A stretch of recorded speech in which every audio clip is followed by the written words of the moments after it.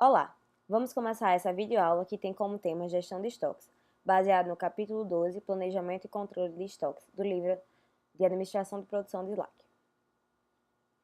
Quando fazíamos a suposição que os pedidos chegam instantaneamente e que a demanda era constante e previsível, a decisão de quando colocar um pedido de reabastecimento era evidente.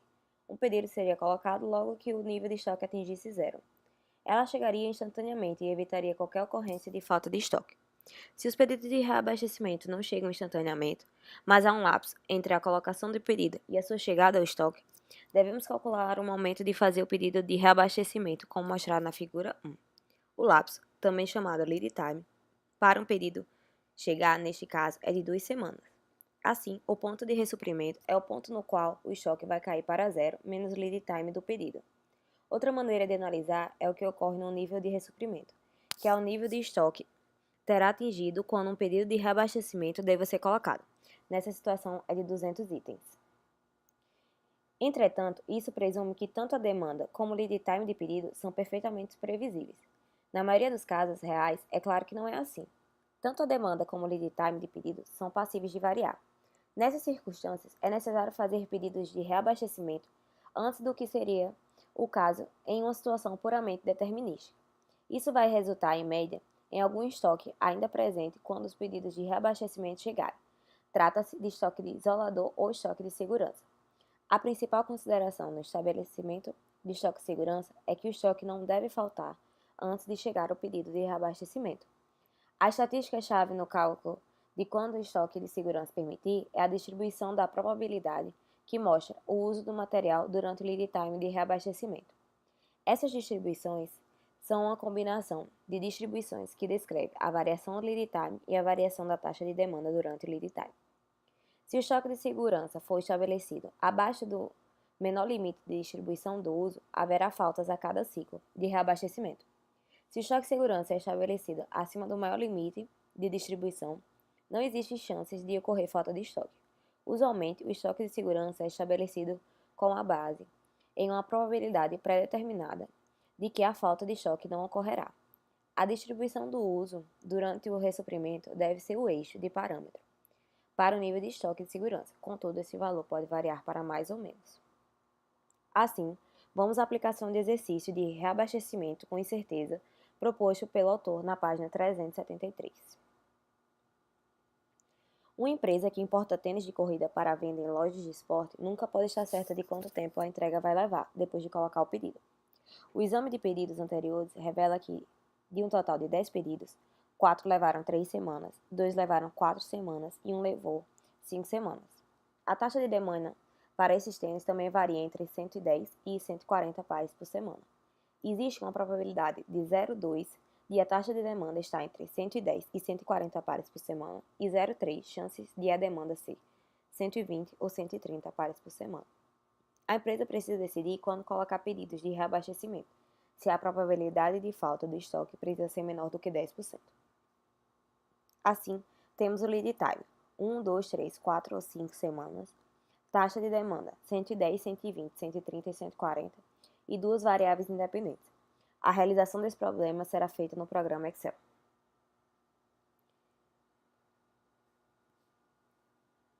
Temos os dados da questão. Vamos adotar a amplitude da faixa de uso de 99. A probabilidade de faltar estoque menor do que 10%. Os dados de fornecimento e a taxa de demanda. A primeira tabela a ser preenchida é a tabela lead time e a probabilidade. O lead time serão as semanas dadas, 1, 2, 3, 4 ou 5. E a probabilidade será a razão de quanto cada pedido corresponde à soma de um pedido total, sendo esse 10. Na primeira semana, temos o número de pedidos da primeira semana dividido pelo número total. Na segunda semana, e assim por diante.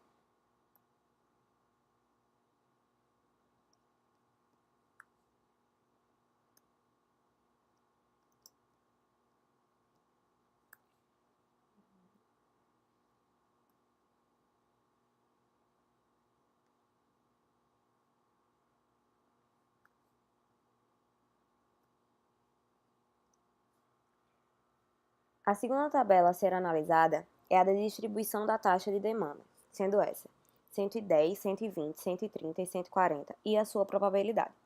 Para a primeira semana, temos para a taxa de demanda igual a taxa de demanda da primeira semana vezes a primeira semana. Devemos trancar a semana para podermos arrastar para baixo.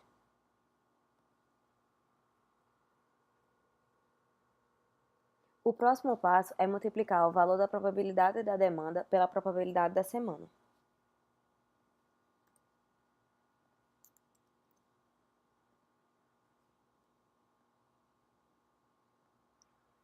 Esse procedimento deve ser feito para todas as semanas.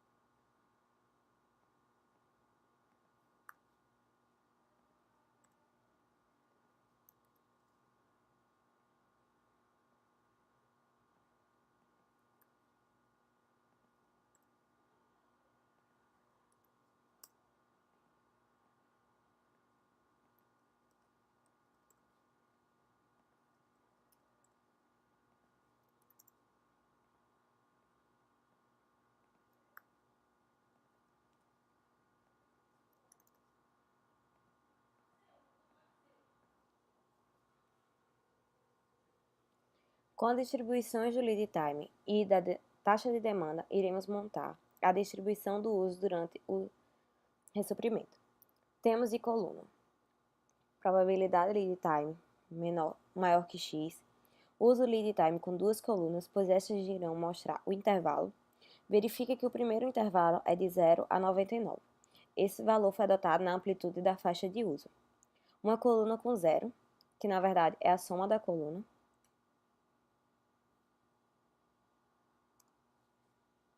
E as colunas seguintes, 1, 2, 3, 4 e 5, serão das semanas analisadas.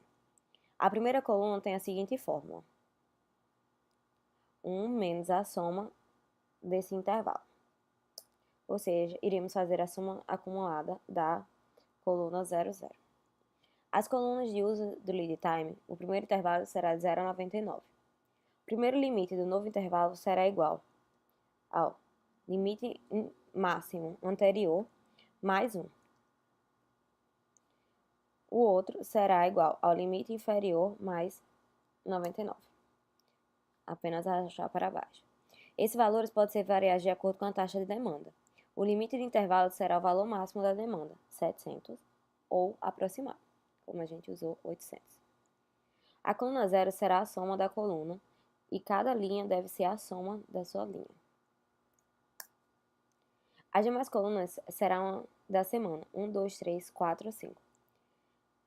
Nas linhas será mostrada a soma da probabilidade daquele intervalo aparecer naquela semana.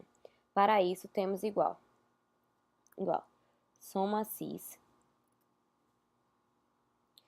intervalo, a probabilidade de encontrar na primeira semana, ou seja, esse valor trancado, 2 pontos, ponto e vírgula. A intervalo de critérios será esse valor, ponto e vírgula. E o critério a ser tomado é que ele deve ser maior ou igual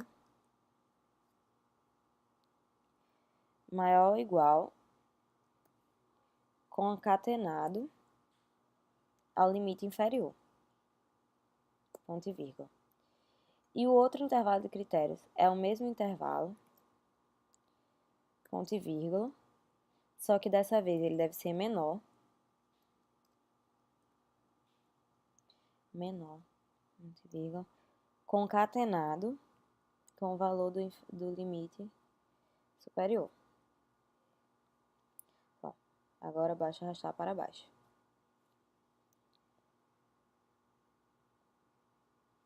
Verifique que no segundo intervalo, de 100 a 199, aparece 0,1, que corresponde à soma da probabilidade 0,02, 0,03, 0,03 e 0,02. O mesmo deve ser realizado para as demais demandas, colocando os intervalos de acordo com a semana.